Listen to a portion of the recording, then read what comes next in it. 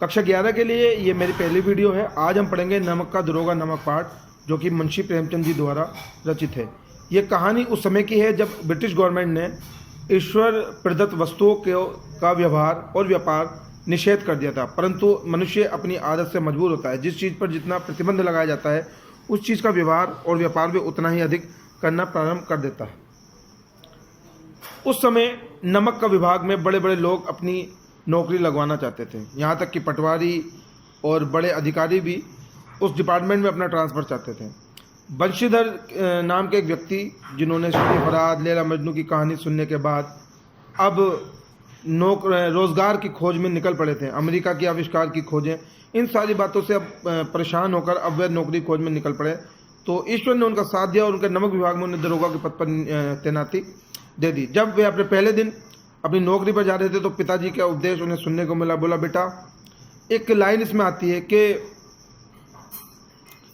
तनख्वाह तो पूर्णमासी का चांद होती है, कि जो तनख्वाह मिलती है वो पूर्णमासी का चांद होती है, कभी दिखाई देती है, जैसे आती है वैसे ही समाप्त हो जाती है। फिर उन्होंने बहुत सारी बताया कि बेटे, घर पे कर्ज बहुत है, परेशानी बहुत है, बेटियां घास फूस की तरह बड़ी होती चली जा रही है, तुम्हारी माता 4 धाम की यात्रा करने जा रही है, मैं भी कोई सरकारी कोई अफसर तो था नहीं जो कोई धन संपत्ति अर्जित करनी हो, मगर तुम्हें नमक विभाग में नौकरी लगी है तो अपनी नौकरी को, अपने सेवा को इस तरीके से करना कि आपकी भी परेशानी खत्म हो जाए और परिवार की परेशानी भी खत्म हो जाए। बंशीधर ने 6 महीने में ही अपने दफ्तर में अपना एक विशेष मकाम बना लिया था। लोग उनसे बातें करते थे, उनसे पूछते थे, उनकी कर्तव्य परायणता, उनकी ईमानदारी की कस्में खानी शुरू कर देते। एक दिन रात को वो अपने कमरे में सो रहे थे। जहाँ नमक विभाग का दफ्तर था वहाँ से 1 किलोमीटर दूर जमुना बहती थी। उस पर नाव का एक पुल बना हुआ था जो आवाजाही जिससे होती जाती थी। मुंशी बंशीधर सो रहे थे, अचानक ठिठक के उनकी आंख खुली। एक कोलाहल था, बेलों की घंटी की आवाज़ थी, नाव के पुल पर से कुछ गुजर रहा था। उन्होंने सोचा, आधी रात में ऐसा क्या है जो नाव के पुल से गुजर रहा है। उन्होंने फ़ौरन अपनी वर्दी पहनी, तमंचा लगाया, टोपी लगाई और पहुँच गए। देखा तो नावों के पुल से बैलगाड़ियाँ जा रही थी। फ़ौरन बैलगाड़ियों को रोका गया। वहाँ पर जो लोग मौजूद थे उन्हें बुलाया गया। बोले, ये किसकी है? सारे लोग वहाँ शक पका गए, रोके। बोला, कौन है, किसकी है ये बैलगाड़ियाँ? तो उनमें से एक ने कहा, ये पंडित आलोपी दीन की बैलगाड़ियाँ हैं। उन्होंने कहा, कौन पंडित आलोपी दीन? बोले, दातागंज के। कि कौन दातागंज के? बोले, आप नहीं जानते? बोले, मैं नहीं जानता हूँ। देखो इन बैलगाड़ियों में क्या है। बैलगाड़ियों में देखने के किसी का साहस नहीं हुआ, क्योंकि पंडित आलोपी दीन अपने क्षेत्र के जाने माने व्यक्ति थे। साल में लाखों रुपए खर्च करते थे। अंग्रेज अफसर भी उनके यहाँ पर खाना खाने और शिकार खेलने आते थे। और उनका ये मानना था कि पूरे विश्व में, चाहे वो जीवित व्यक्ति हो या मरने के बाद स्वर्ग में, लक्ष्मी जी का ही बोलबाला है। गाड़ी रोक ली गई।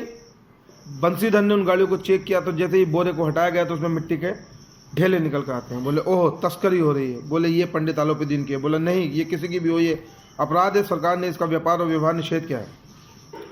नौकर दौड़ते दौड़ते पंडित आलोपी दीन के पास पहुंचे। पंडित आलोपी दीन अपने सुनहरे और सजीले रथ में सवार होकर ठंडी ठंडी हवाओं में आराम से सो रहे थे। जैसे ही उनसे बताया गया कि दरोगा ने गाड़ी रोक ली, और फ़ौरन उठे। कुछ जागे कुछ सोए, लिहाफ ओढ़कर सीधे मुंशी बंशीधर के पास, पंडित दरोगा बंशीधर के पास पहुंच गए। जाते ही उन्होंने अपनी व्यापारी बातें करनी शुरू कर दी। बोले, माए बाप, ऐसी क्या गलती हुई जो आपने हमारी गाड़ियाँ रोक ली? बोले, इसमें निषेध व्यापार की वस्तु है, नमक है, जिसका व्यापार आप नहीं कर सकते। बोले, मालिक है, आप इस तरह से क्यों कर रहे हैं? इज्जत धूल में मिल जाएगी, मिट्टी में मिल जाएगी, ऐसा नहीं करते। तब तमाम तरीके की बातें। मगर मुंशी जी की बात सुनकर बंशीधर टस से मस नहीं हुए। तभी उन्होंने अपने मुफत्तिश से कहा, जो दीवान जी होते हैं, उनसे, दीवान जी अकाउंटेंट होते हैं, कि दीवान जी, दरोगा जी का 1000 रुपये का नोट दीजिए। इस टाइम वो भूखे सिंह की तरह हो रहे हैं। बोले, 1000 क्या, 1 लाख में भी नहीं। बोले, 2000 में नहीं, 10,000। बोले, 10,000 में भी नहीं। बोले, 25,000 रुपये दे सकता हूँ माए बाप, इससे ज़्यादा मेरी हिम्मत नहीं। तो यहाँ मुंशी बंशीधर कहते हैं कि 25,000 क्या, 25 लाख में भी नहीं मानूंगा। बोले, आप लक्ष्मी का अपमान कर रहे हैं। मैंने धर्म को धन का अपमान करते हुए पहली बार देखा। देखिए, फिर उन्होंने अपनी धार्मिक बातों में समझाया कि देखिए, दुनिया में भी और स्वर्ग में भी दोनों ही जगह लक्ष्मी जी का वर्चस्व है, आप लक्ष्मी जी का अपमान ना करें। मुंशी बंशीधर टस से मस नहीं हुए। उन्होंने कहा, 40,000 रुपये दे सकता हूँ। तब बंसीधर ने कहा कि आप मुझे रिश्वत देने की कोशिश कर रहे हैं तो अन्यथा आपको अब गिरफ्तार किया जाता है। तो यहाँ पर बंसीधर ने पंडित आलोपीदीन को गिरफ्तार कर लिया और उनको जेल में डाल दिया। जैसे ही सुबह हुई और ये खबर आग की तरह फैल गई। अब शहर के अंदर जितने भी लोग थे, चाहे वो काला बाजारी करने वाले लाला हों, पानी में दूध मिलाने वाले लोग हों, महिलाएं, औरत, सरकारी महकमे के लोग, चौकीदार, चपरासी, सभी बंसीधर की बुराई करने लगे कि ये कैसा पाप किया, ऐसे व्यक्ति को डाल दिया। अगले दिन उन्हें कोर्ट में पेश करना था। जैसे ही आए, लोग पंडित आलोपीदीन को बड़े ही प्रेम की इच्छा से देखने लगे और मुंशी बंसीधर को बहुत ही हीन दृष्टि से देखने लगे। मजिस्ट्रेट के सामने पेश हुई। पेश होने से पहले ही लोग बंसीधर पे थू थू करने लगे और कहने लगे कैसे भले व्यक्ति के साथ ऐसा अन्याय किया है। वकीलों की एक सेना तैयार की गई, वो सेना पहुंच गई। अब मुकदमा शुरू होता है। मुकदमा सुनने में के बाद ज़्यादा देर नहीं लगी और बंसीधर को रिहा कर दिया गया। मजिस्ट्रेट ने कहा कि जो भी इल्ज़ामात पंडित आलोपीदीन पर लगाए गए वो निराधार है और उनका कोई विशेष ऐसा कारण नहीं बनता है कि उन पर कोई मुकदमा चलाया जाए या वो किस चीज़ के दोषी हो, क्योंकि पंडित आलोपीदीन पहले ही कह चुके थे कि लक्ष्मी जी का चारों ओर बोलबाला होता है। और बंसीधर के लिए भी कहा गया वे अपने कर्तव्य परायणता के लिए कार्य कर रहे थे, ऐसे इसलिए उन्हें भी कोई दंड नहीं दिया जाना चाहिए। पंडित जी बाहर आ जाते हैं, सब लोग पंडित आलोपीदीन का आनंद सत्कार करते हैं, उनकी जय जयकार करते हैं और बंसीधर को हीन दृष्टि से देखते हैं। बंसीधर के पास ना कोई भाषण था, ना कोई शक्तिशाली कोई शक्ति ऐसी थी कि वो पंडित आलोपीदीन का जो है गुनाह साबित कर पाते हैं, परंतु फिर भी वो हीन दृष्टि से उन्हें देखा गया, वहाँ से चले गए। उसके बाद जब वहाँ गए तो एक फरमान आता है, अपने घर चले गए।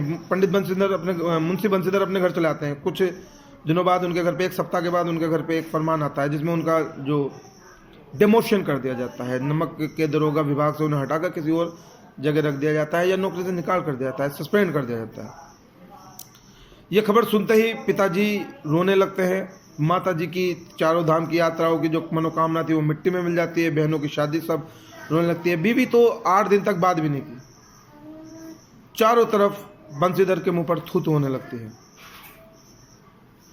जीवन जो चल रहा था उसके बिल्कुल पलट जाता है। चारों ओर उनकी बेइज्जती होने लगती है, कोई मान सम्मान नहीं मिलता है। घर में, बाहर, पत्नी से, बहनों से, चारों तरफ उनका तिरस्कार होता है। कुछ दिनों बाद एक बेलों से सजा हुआ अच्छा सुंदर रथ, जिसमें पंडित आलोपीदीन स्वयं उनके घर आ रहे हैं। जैसे ही पंडित आलोपीदीन मुंशी बंसीधर के घर आते हैं तो बंसीधर के पिताजी कांप जाते हैं और फिर वही लप्पो चप्पो में लग जाते हैं कि भगवान हमारे घर आए हैं, आपका स्वागत है, सत्कार है, कोई गलती हो दीजिए, बच्चा है, माफ़ कर दीजिए। ये सब कहने के बाद पंडित आलोपीदीन कहते हैं मुझे बंसीधर से मिलना है। बंसीधर आते हैं। बंसीधर आने के बाद नमस्कार करते हैं, बैठ जाते हैं, बोलते हैं मैं आपकी क्या सेवा कर सकता हूँ। ये सब बातें सुनने के बाद पंडित आलोपीदीन बंसीधर से कहते हैं कि उस दिन जमुना के तट पर आपने मेरी कोई बात नहीं मानी थी, मगर आज जो बात मैं आपसे मनवाने आया हूँ मैं उसको आपसे मनवा कर ही रहूँगा। पंडित बंसीधर एक मुआहिदा निकालते हैं, एक एग्रीमेंट लेटर निकालते हैं और आलोपीदीन एक एग्रीमेंट लेटर निकालते हैं और बंसीधर को देते हैं। और बंसीधर उसको देने के बाद पढ़ता है और उसकी आंखें फट जाती हैं या फटी की फटी रह जाती हैं। बोले ये क्या है, मैं काबिल नहीं हूँ। उस लेटर में लिखा था कि उस दिन से पंडित आलोपीदीन बंसीधर को अपने समग्र संपत्ति का, समग्र कारोबार का, बेलों का, खेतों का, खलिहानों का, जानवरों का एक मैनेजर, स्थायी मैनेजर नियुक्त करते हैं, जिसकी 6,000 रुपये वार्षिक वेतन होगा। उसके अतिरिक्त दैनिक खर्च के लिए पैसे मिलेंगे। उसके अतिरिक्त एक गाड़ी मिलेगी, बंगला मिलेगा, नौकर चाकर मिलेंगे। यहाँ मुंशी बंसीधर कहते हैं कि मैं इस पद के लिए योग्य नहीं हूँ, अतः मैं आपसे, क्योंकि इस पद के लिए एक अच्छा, समझदार और एक्सपीरियंस आदमी चाहिए। तो यहाँ पंडित आलोपीदीन कहते हैं कि मुझे जितने भी अनुभवी व्यक्ति थे, जितने कलम के सिपाही थे, जितने अच्छे व्यक्ति थे, उन सबका मैं तजुर्बा कर चुका हूँ, मगर मुझे अपने इस संपत्ति के लिए, अपने इस साम्राज्य के लिए एक व्यक्ति चाहिए जो आपकी तरह ही निस्वार्थ भाव से काम करता हो, और आप ही की तरह से सच्चाई से काम करता हूँ। एग्रीमेंट पे साइन हो गए। आलोपी ने बंसीधर का धन्यवाद किया और जाते जाते एक बात कही कि मुझे वही कठोर, उद्दंड और बेमुरव्वत नमक का दरोगा अपने राज्य के लिए चाहिए जिसके कारण मुझे जेल जाना हुआ, और आपके इस कार्य के लिए मैं सदा ही आपका धन्यवाद करूँगा। ये पूरी कहानी सुनने के बाद हमें एक बात का पता चलता है कि सच रुक सकता है, हार नहीं सकता। हमारी अच्छाई के कारण हमें तिरस्कृत होना पड़ सकता है, पर हम पराजित नहीं हो सकते हैं। नमक के दरोगा पाठ का सार पढ़ने के बाद हमें केवल एक पुरानी कहावत याद आती है कि नेकी कर दरिया में डाल, अपने कर्म को पूजा करके करते रहो, इसका फल जरूर समझेगा। इस पाठ को जब आपने सार सुना एक बार अच्छे से समझ लीजिए और उसके बाद आपको प्रश्न उत्तर इसके मिल जाएंगे। धन्यवाद। आशा करता हूँ आपका दिन शुभ हो।